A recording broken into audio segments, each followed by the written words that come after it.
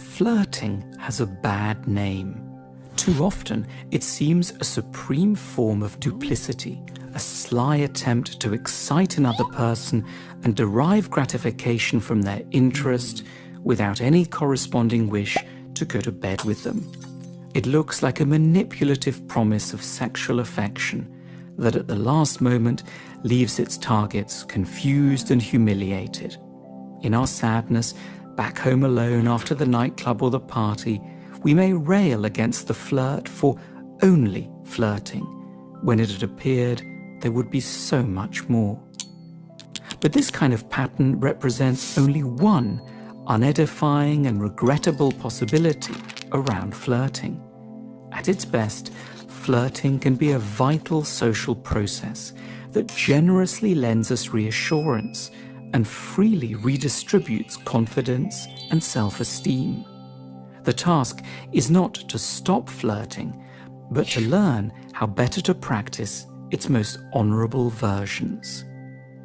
Good flirting is, in essence, an attempt driven by kindness and imaginative excitement to inspire another person to believe more firmly in their own likability, psychological as much as physical. It is a gift offered not in order to manipulate, but out of a pleasure at perceiving what's most attractive in another. Along the way, the good flirt must carefully convince us of three apparently contradictory things: that they would love to sleep with us, that they won't sleep with us, and that the reason why has nothing to do with any deficiency on our part. Good flirting exploits with no evil intent an important truth about sex: that what is often most enjoyable about sex is not the physical process itself, so much as the idea of acceptance that underpins the act.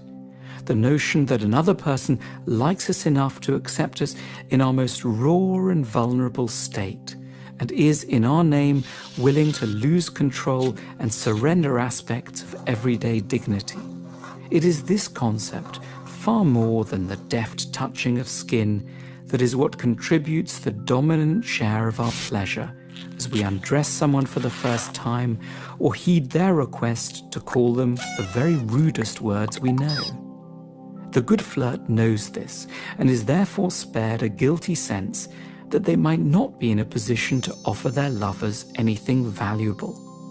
They're wisely convinced that it is eminently possible, simply over a dinner table or in the kitchen at work, to gift a person just about the most wondrous aspect of sex itself, simply through the medium of language. The good flirt is an expert too in how correctly to frame the fact that there won't be sex. By a deeply entrenched quirk of the human mind, it's generally hard for us to hear such news without at once reaching one overwhelming and crushing conclusion: that it's because the seducer has suddenly found us deeply and pervasively repulsive. The good flirt loosens us from such punitive narratives. They powerfully appeal to some of the many genuine reasons why two people might not have sex that have nothing to do with one person finding the other disgusting. For example, because one or both party already has a partner, because there's an excessive age gap, a gender incompatibility, an office that would disapprove, a difficult family situation, or most simply, a lack of time. Freed from the rigid and blunt supposition that flirting has to be the prelude to actual sex, the good flirt can artfully imply how different things might have been if the world had been more ideally arranged, and the recipient of the flirt can, with equal grace, assent to the story without a need to twist it through self-hatred. We all stand in need of reminders of what's tolerable and exciting about us.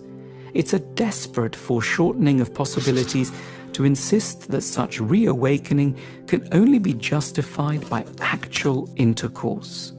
Understood properly, flirting can beneficially occur across the largest gulfs, gulfs of political belief, of social, economic or marital status, of sexual inclination, and, with obvious caveats, of age.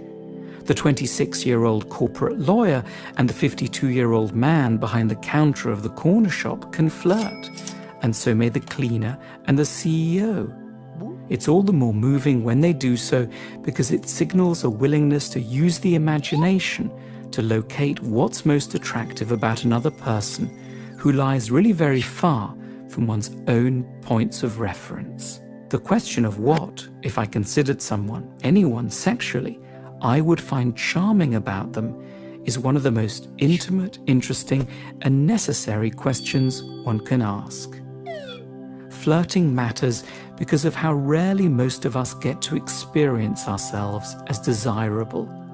We generally learn through a rich sequence of rebuffs and via intelligent modesty to see ourselves as far from ideal. This picture is not inaccurate, but it isn't entirely true either. So the good flirt carries out an important psychological mission to restore balance to our view of ourselves. They remind us that for all our failings of character and bodily liabilities, we are in fact in certain ways properly appealing and in a better situation than the one we find ourselves in, a truly interesting person to want to spend a night with. The flirt supplies an antidote to a characteristic sickness of maturity, an excessively negative view of ourselves. The good flirt is doing crucially important social work. They understand that being recognized as erotically appealing is hugely beneficial and a key to rendering us more patient, more generous, more energetic, and more content. It's a quiet tragedy that this widely consequential need should so often be expected to pass through the desperately narrow gate of sex. The good flirt is wisely and liberally trying to give erotic endorsement, with all the benefits this brings, a larger opportunity in life, liberating it from the tiny, difficult window of opportunity offered by an actual requirement to make love. The good flirt is a pioneer in a crucial democratic science. They are attempting to correctly identify attractiveness in a way that will serve the many rather than the few. We should not only be grateful to good flirts, we should try to become good flirts ourselves.